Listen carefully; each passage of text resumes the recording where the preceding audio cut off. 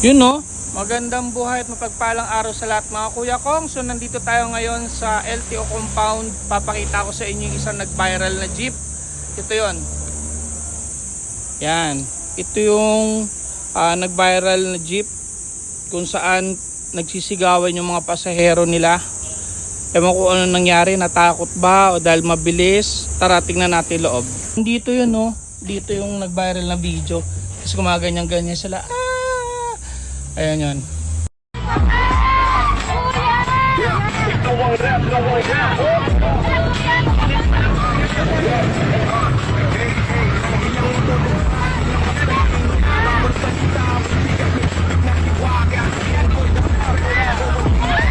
Tapos ang haba pala nito. Yan, ito yung itsura niya. Yan. So nandito na yan sa LTO compound. In-impound na natin siya. So may mga violation siya, kaya natin siya in-impound. So tatanong natin kay kuyang enforcer na LTO kung ano-ano yung mga violations niya, kaya natin siya in-impound. Yun, o kuya, ano-ano mga violation na itong jeep na to? Bakit natin siya in-impound?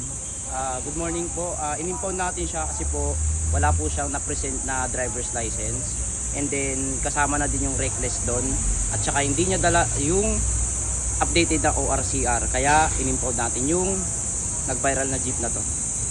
Ano pa, yung defective? Yung mga defective niya po, isa rin po yun sa mga violation na dahilan bakit po na-impound yung jeep na to. And then ayun po, tumakas na rin po siya sa enforcer natin, kaya nataranta na yung mga yung mga pasahero.